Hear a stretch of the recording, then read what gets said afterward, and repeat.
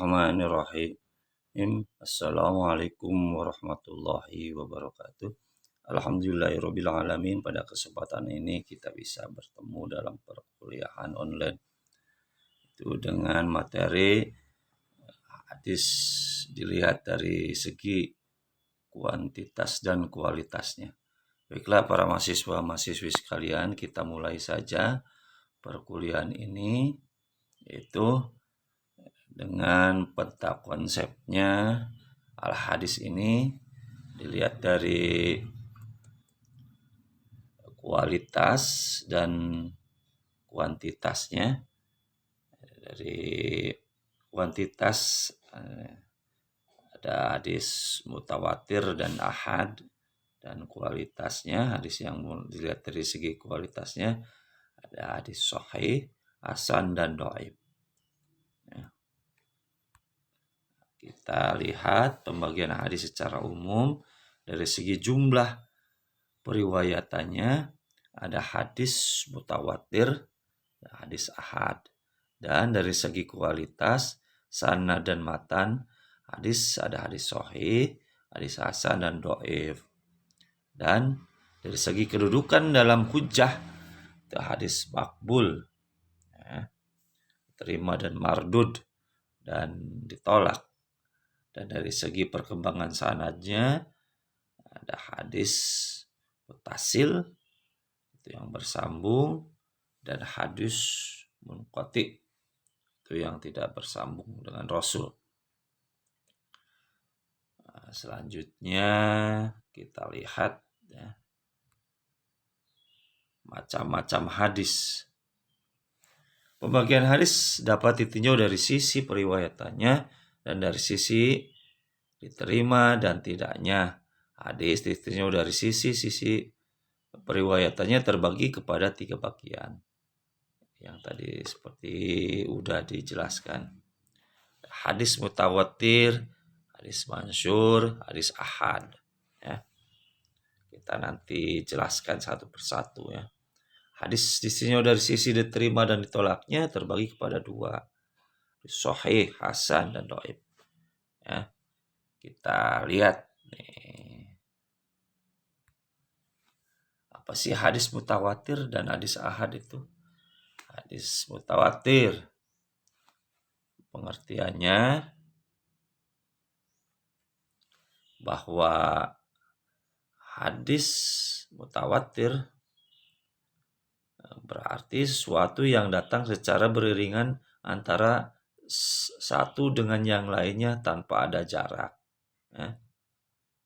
Dan hadis mutawatir secara istilah adalah hadis yang diriwayatkan oleh sejumlah rawi yang tidak mungkin berdusta, yang semisal mereka dan seterusnya sampai akhir sanadnya. Dan sanadnya adalah dengan panca indera mereka sendiri. Syarat hadis mutawatir diriwayatkan oleh sejumlah besar perawi. Terusnya adanya keseimbangan antar perawi dan lapisan pertama dengan seterusnya. Terus berdasarkan tanggapan panca indera. Selanjutnya hadis mutawatir itu ada 3 ya. Lihat. Jumlah riwayatannya hendaklah dalam jumlah yang dapat mencegah mereka untuk bersepakat dalam kedustaan.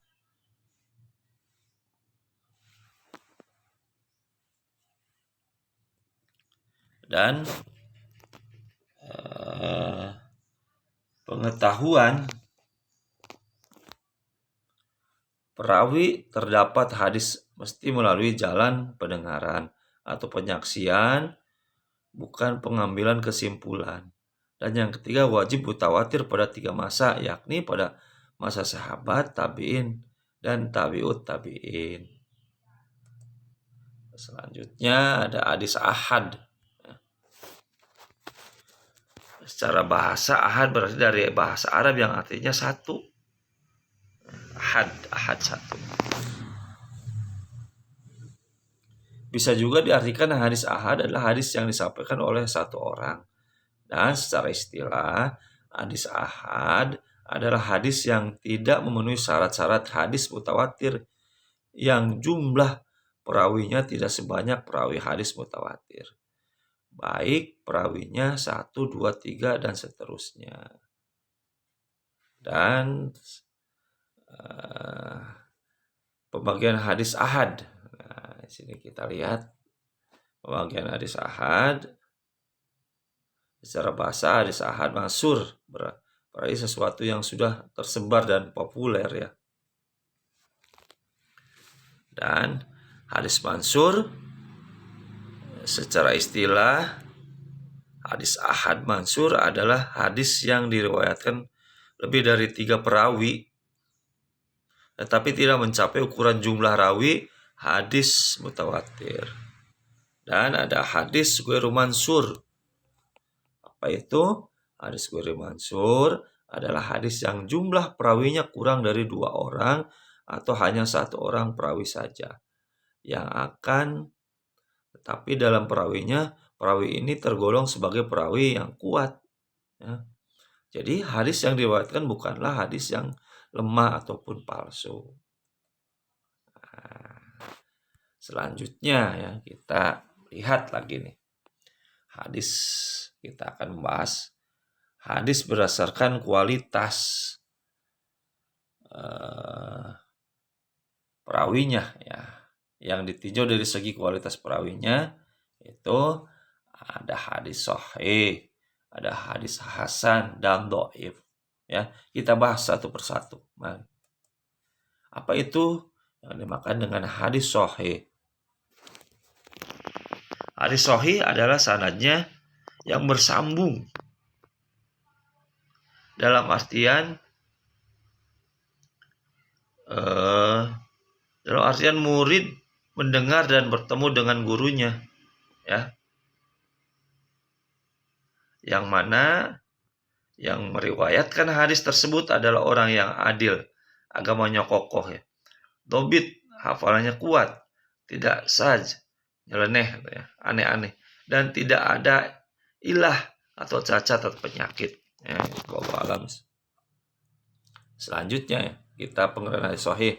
Nah, di sini menurut ilmu al-salah bahwa hadis yang sanad di mana sanadnya tersambung daripada riwayat perawi yang adil lagi dobet hingga kepada sesudahnya tanpa ada kejanggalan dan kecacatan ilah.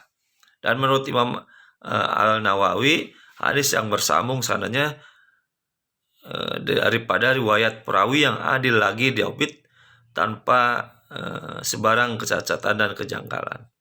Dan selanjutnya menurut Ibnu Katsir, hadis yang bersanad yang bersambung sanadnya daripada riwayat perawi yang adil lagi dobet daripada perawi yang adil lagi dobet sehingga berkesudahan kepada Rasulullah SAW atau sesudahnya daripada sahabat dan selainnya tanpa terdapat saj atau tertolak atau kecacatan yang terlihat.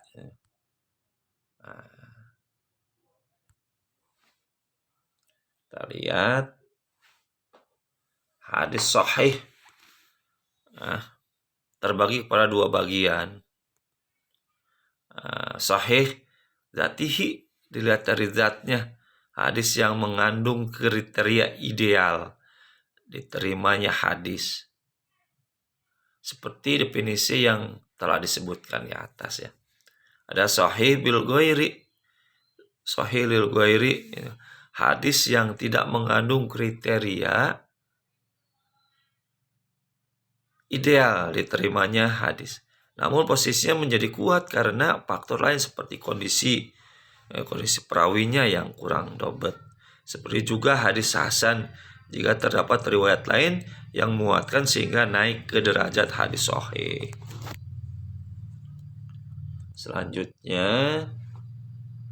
hadis sahih di sini ya adalah hadis yang sanad rantai perawinya bersambung ya, bersambung kepada Rasul maksudnya, dan mereka itu adil dan kuat hafalannya, Mereka meriwayatkan dari perawi yang sama kualitasnya.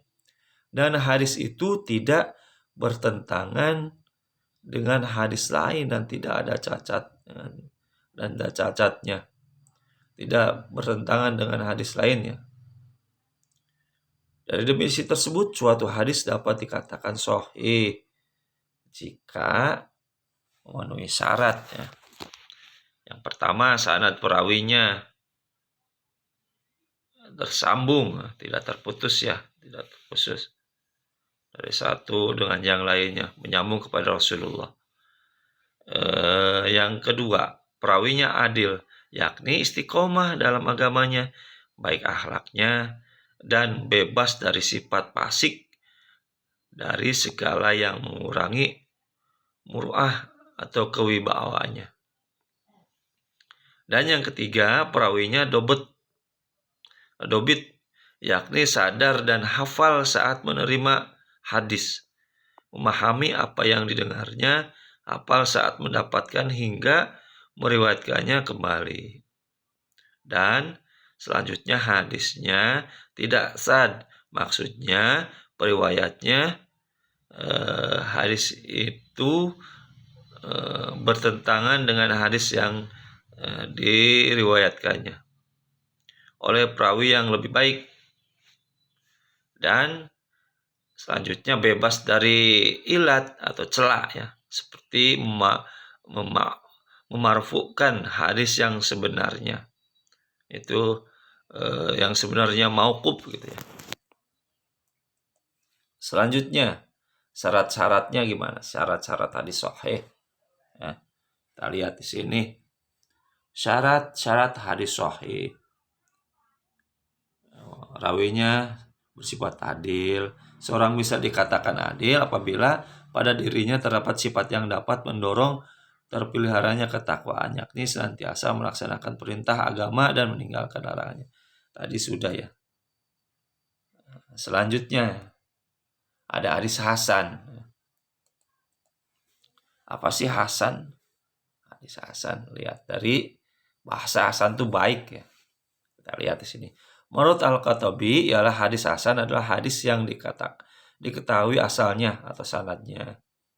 Perawinya mansur, diterima oleh sebagian besar ulama dan para ahli fikih juga memakainya. Selanjutnya menurut At-Tirmidzi, hadis hasan adalah hadis yang diriwayatkan oleh para perawi yang tidak ada dalam sanadnya. Perawi yang dituduh suka berbohong, matanya tidak saja, diriwayatkan pula melalui jalan yang lain. Dan hadis yang dinukilkan oleh seorang yang adil, tapi tidak begitu kuat ingatannya, bersambungan sanadnya dan tidak terdapat ilat serta kejanggalan pada matanya. Itu hadis hasan.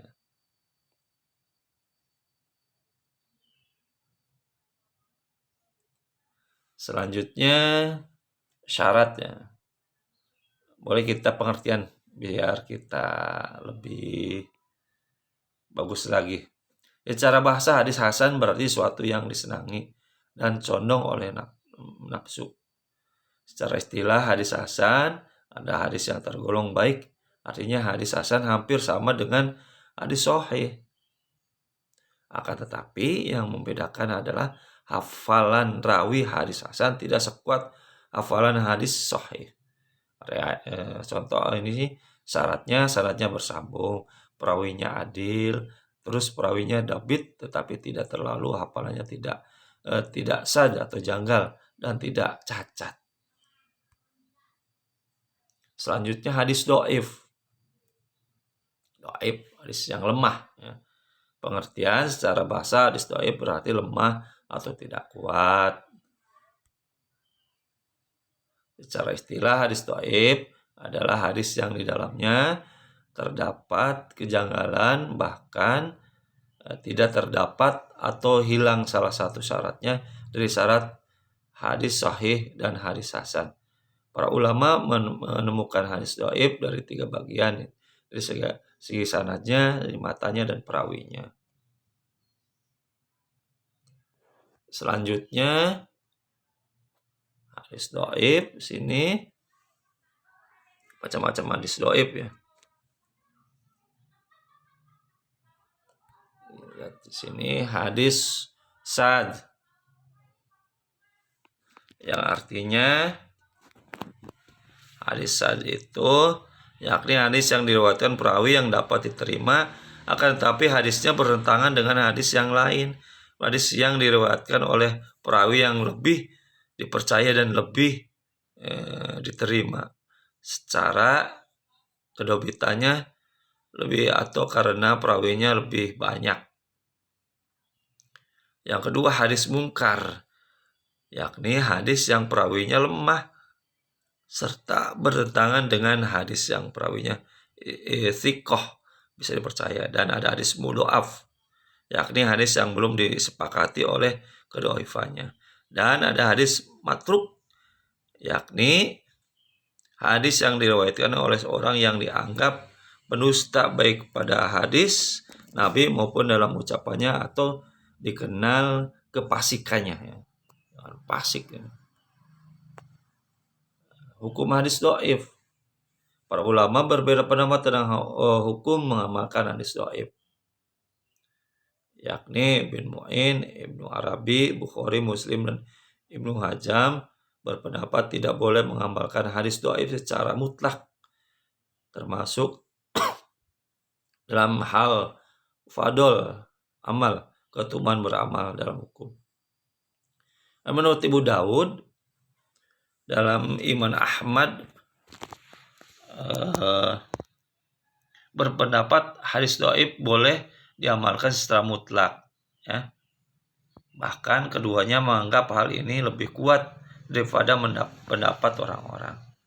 Dan menurut Ibnu Hajar dan lainnya berpendapat boleh mengamalkan hadis dhaif dalam perkara fadhail amal, keutamaan beramal, dan berisi nasihat dengan syarat tertentu, yakni dhaifnya tidak sangat, masih dalam dasar yang masih boleh diamalkan, tidak yakini itu suatu ketentuan kepastian, tapi lebih karena sikap berhati-hati. Baiklah para mahasiswa sekalian, terima kasih atas segala perhatiannya. Mohon maaf atas segala kesalahan. Kita berlanjut lagi dalam perkuliahan offline.